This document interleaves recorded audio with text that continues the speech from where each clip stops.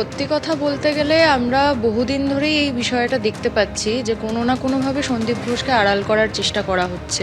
তাকে প্রথমে অপসারণের দাবি ওঠানো হয়েছিল, সেখান থেকে তাকে বদলি করে অন্য জায়গায় তাকে স্থানান্তরিত করা হয়। অপসারণের দাবি কোনোভাবেই মানা হয়নি। তারপরে তার এগেনস্টে ইডি যখন কেস ফাইল করে, সেটাও ফাইন্যান্সিয়াল লন্ডারিংয়ের, এই রেপের কেসে বা এই মার্ডারের কেসে তার কোনো জর্জরিত হিসেবে তাকে ধরা হয়নি। ক্যান্সারে নেই আর ভয়, NCRI হবে এর জয়। আপনাদের ভরসা নেতাজি সুভাষচন্দ্র বোস ক্যান্সার হসপিটাল। সেই জায়গা থেকে সবসময় বিষয়টার মধ্যে মনে হয়েছে কোনো না কোনো গলদ রয়েছে, এবং কালকে যে বিষয়টা ঘটেছে তাতে হাইকোর্ট বা সুপ্রিম কোর্টের প্রতি সম্মান জানিয়েই কথাটা বলতে চাইছি যে কোথাও হয়তো আইনি সংস্কারের দরকার রয়েছে। কারণ যদি ইডি এবং সিবিআই সুমোটো এই কেস নিয়ে আসে এবং তারপরেও তারা নির্দিষ্ট দিনে চার্জশিট দিতে না পারে, তাহলে আমরা কাদের উপরে ভরসা করে এই কথাগুলো বলবো? যারা আপনারা 4 মাস আগে এই আজকের দিনেই যে আন্দোলনের ডাক দেওয়া হয়েছিল, তারপর লাগাতার আন্দোলন চলছে, তাদের নিশ্চয়ই অনেকের সঙ্গে কথা হয়েছে। তারা কি ভাবছেন? মানে তারাও কি একটু হতাশ এই গতকালের ঘটনা? দেখুন, হতাশ বলতে আমরা এই গোটা সিস্টেমের উপর হতাশ ছিলাম বলেই আমাদেরকে রাত্রেবেলায় বেরোতে বাধ্য হয়েছিলাম আমরা।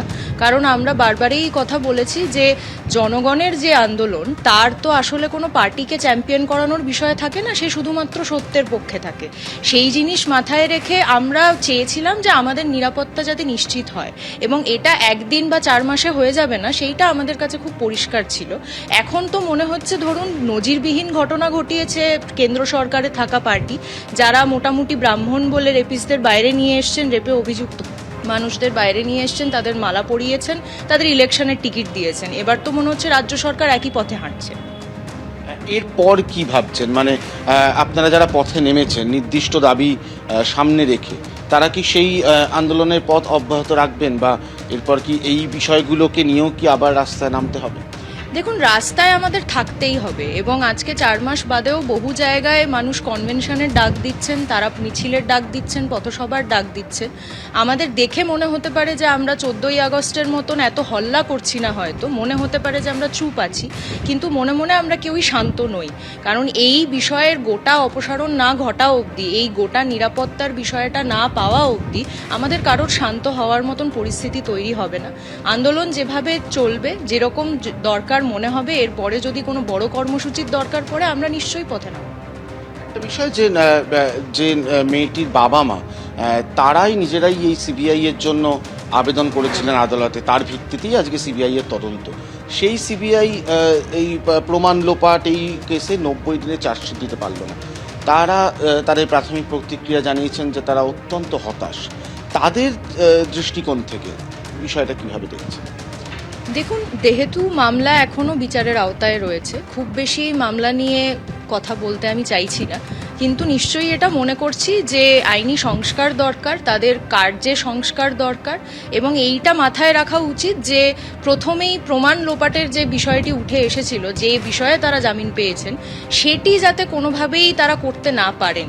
তাদেরকে এমনভাবেই নজরবন্দি বা তাদের উপরে এমন একটি সার্ভেলেন্স প্রক্রিয়া নেওয়া উচিত যাতে তারা কোনোভাবেই এই কেসের কোনো প্রমাণ লোপাট না করতে পারেন। কারণ যারা দাগী দোষী, যাদের ক্ষমতা আছে, যাদের অর্থবল আছে, যাদের উপরে কোনো ধরনের হাত রয়েছে, আমরা বারবার দেখেছি সরকারে থাকা নানা পার্টি তাদের শেল্টার করে এসছেন। সেই বিষয়ের কোনো ধরনের উপযোগিতা না নিয়ে তারা যাতে প্রমাণকে কোথাও লোপাট না করতে পারেন, এইটা মাথায় রাখা উচিত বলে মনে করছি।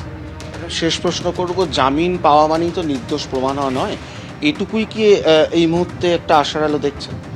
দেখুন, অবশ্যই এটা কোনোভাবেই মেনে নেওয়ার কথা নয় যে তারা নির্দোষ, কারণ সেইটা কোনোভাবেই কোর্টে প্রমাণ হয়নি। জামিন তারা পাবেন, সিবিআই ব্যর্থ হয়েছে চার্জশিট দিতে, তার জন্য তারা জামিন পেয়েছেন। এই জায়গায় দাঁড়িয়ে একমাত্র যেটা দাবি উঠে আসতে পারে, এবং আমার মনে হচ্ছে যে সেটা সবার মুখে মুখে উঠে আসা উচিত, আমাদের মনে মনে নিশ্চয়ই রয়েছে, যে ইমিডিয়েটলি চার্জশিট দেওয়ার কথা। কারণ এইভাবে যদি দাগী আসামিরা, যারা বারবার নানান ধরনের ঘটনায় অভিযুক্ত, সন্দীপ ঘোষের এগেনস্টে আরও অনেক কেস উঠে এসছে, শুধুমাত্র আরজি করের ঘটনা নয়, তিনি বারংবার থ্রেট দিয়েছেন, এরকম একটা থ্রেট কালচার তৈরি করেছেন। সেই ধরনের মানুষকে যদি তারা ঠিক মতন করে চার্জশিটে না নিয়ে আসতে পারেন, সেই বিষয়টা যদি তারা কোর্টে না বলতে পারেন, তাহলে এই রকমভাবে মানুষ সারা জীবন ঘুরে বেড়াবে এবং অপরাধীদের দিয়ে সমাজ ভরে যাবে। তো এই বিষয়ে যাতে তারা নজর দেন, নিশ্চয়ই সেটা আশা করব।